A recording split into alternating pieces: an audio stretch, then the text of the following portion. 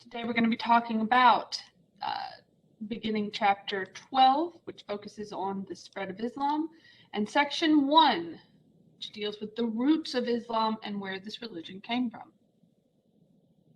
Now, first, the Arabian Peninsula, which is where today Saudi Arabia and several other countries like Yemen and Jordan are located, is located in the southwestern corner of Asia near the intersection of Africa, Europe, and Asia.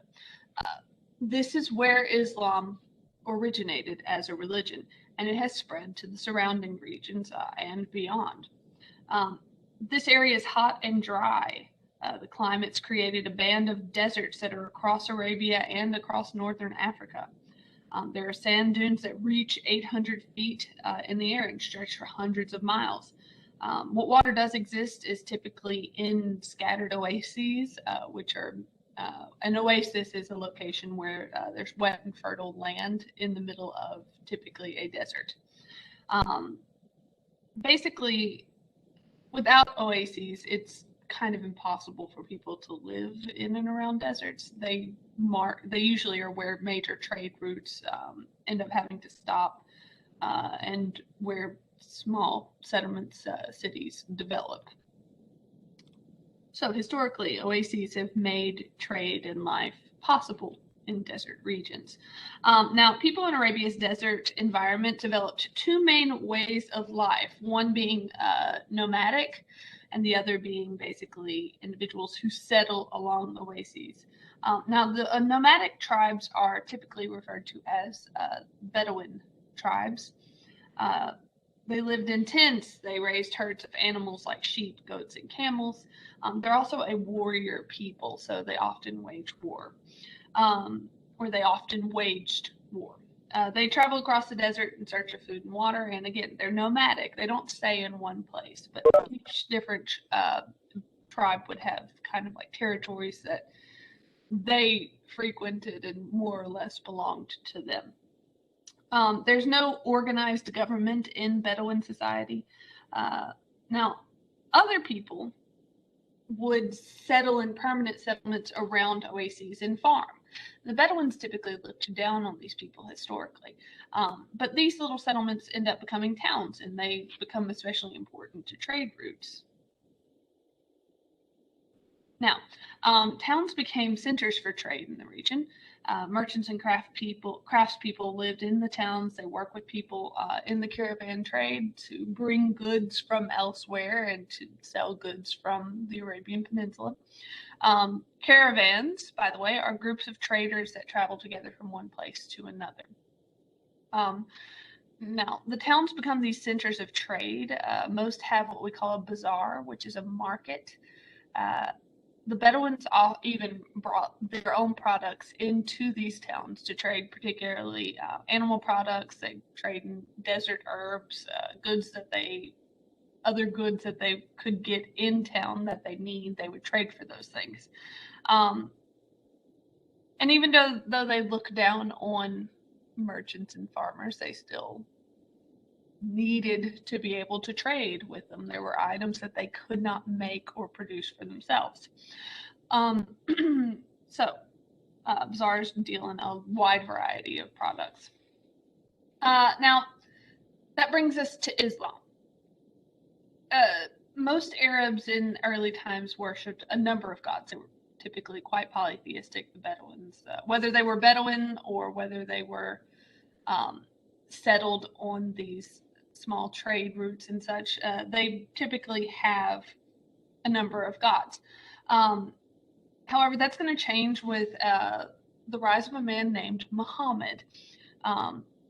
We actually don't know all that much historically. Similarly to dealing with Jesus, there are some things that we just don't really know about this person. What we do know is limited to the religious texts, more or less. But we do know that he was born in an important family in Mecca around 570 AD, 570. He managed a caravan business for a wealthy widow, which her name was Khadija. I believe I'm pronouncing that right. I could be mispronouncing that. I'll have to double check my pronunciation. At the age of 25, he ends up marrying her, and then he becomes very influential and important. During this time, he probably traveled to Syria on business. It's very likely that he encountered Christian monks and heard Christian monks preaching. He also would have been in contact with Jewish traders. So we will find that Judaism and Christianity have a large influence on the development of Islam and Islamic ideas.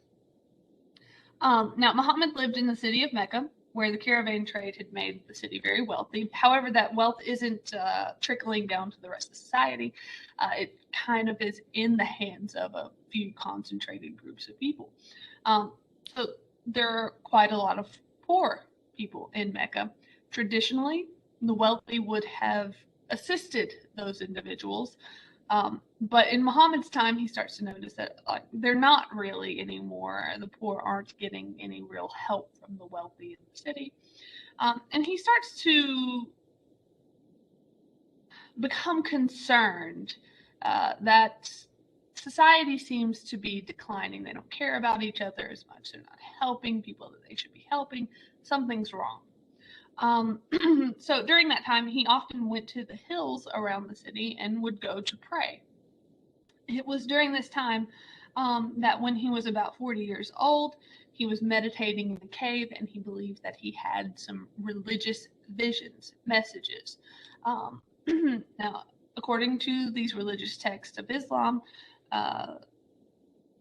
in the year 610, during the month of Ramadan, Muhammad saw a man, presumably an angel, who came to him and said that thou art the messenger of God, recite, and gave him a message that he is intended to give to the rest of the world. He told his wife about this. She becomes his first convert. And within a year, he begins preaching this message that he believes that he has received from God. Now, that message becomes the basis for the Islamic faith. And Islam in Arabic actually means to submit, as in to submit to God. Followers of Islam are called Muslims. This term means true believers in Arabic. So most people would consider the God of Islam to be the same God as in Judaism and Christianity. This is typically accepted across all three religions, that they all have roots in the same God and the same base belief. Now, Muslims often use the word Allah, but like the video was saying, a lot of people in the West kind of use that term to try and make Muslims seem other, but Allah really just means the God in Arabic. Christians, Arabic Jews would also use the term Allah when referring to their God, because that's what it means. So there are a lot of beliefs that are in common between the three religions. However, there are some key differences. Muslims typically believe that Christians and Jews have strayed from monotheism in a lot of ways. For example, saying that in Christianity there's the Holy Trinity, the Father, the Son, and the Holy Spirit. Muslims believe that's very incorrect. That's not actually monotheism, and so they believe that Christianity has strayed from the original teachings and the correct message from God. Also, the term Allah was used in that region prior to the development of Islam. It's just always been used to refer to God. Now, the religions definitely do have some differences. Muslims also do teach about Jesus. He does feature in Muslim teachings. However, in Islam, Jesus is a prophet, a great prophet, much like Muhammad. And then it's also believed that Muhammad is the final prophet, so there wouldn't be any other prophets coming after him. But Muhammad doesn't claim to be like a god or anything of that sort. He's just a prophet delivering a message, basically. Now, Muhammad's message does focus heavily on the unity of God. Like I was saying, the belief that there's like a Holy Trinity in Christianity, things like that. The Islam doesn't teach that at all. He teaches very much absolute monotheism. Now, his revelations are copied word for word into what came to be known as the Quran. That is the holy book of Islam. So you need to very much know what the Quran is. Now, to Muslims, Islam is within the traditions of Christianity and Judaism, but they also do believe that it is superior because it came later and it's kind of like correcting the mistakes of the other two religions. They also believe that the Quran is the final revelation and that Muhammad is the last and greatest of God's prophets. Now, Muhammad's teachings are actually really strange to the Arabs in the area, most of whom are polytheistic. A lot of them don't really appreciate the or are frightened by the development of this new religion. He also started to insist that people who did not accept God were basically they're damned, and he proposes the ideas that threaten the wealthiest class of citizens in the region, such as that all who believe in Allah will become part of a community in which the rich and the poor are equal, and that concept of like equality and giving some rights to women, which Islam did, and like discouraging slavery, which Islam did. That's all a threat to wealthier upper class citizens and also to men. And so, and don't misunderstand me, women aren't by any means equal at that time or within that community at the time. It's just that they were given far more rights within Islam than they would have had within the polytheistic religions. And again, all of that's a threat to the social structure at the time. If all of those gods that they have a pilgrimage to Mecca for are false, it's a threat to the economy of the city of Mecca. They really didn't end up having to worry about because it ends up being a center for pilgrimage within Islam. But they don't appreciate his message. So he is actually rejected and kicked out of Mecca. He's ostracized. And so he chooses to leave and go to a city called Medina. He was invited there around the year 620 in order to govern that community. So they're basically like, hey, come here and we'll let you lead us. And they do. Now, the community of Medina actually has a Jewish population as well. Muhammad was relatively surprised that the Jews in Medina did not jump on the bandwagon with Islam.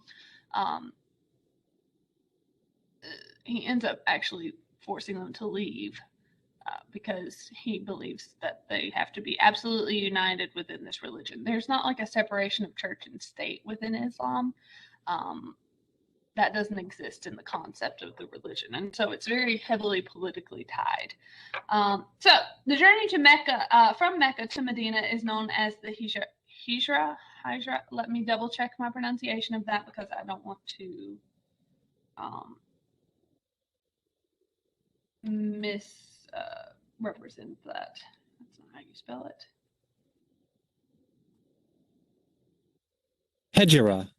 Hijra. So the Hijra, that journey from Mecca to Medina is called the Hijra. Muhammad became a spiritual and political leader in Medina pretty darn quickly. He does end up having to expel most of the Jews from the city for refusing to convert to Islam. And then he attacks the city of Mecca some years later in the year 629. Now, this is largely bloodless. He doesn't really have to get super violent with them or anything. The people of Mecca largely end up accepting Islam as their religion. And then Mecca ends up becoming a pilgrimage location within Islam as well. We will continue tomorrow with section 2, Islamic beliefs and practices. Does anyone have any questions?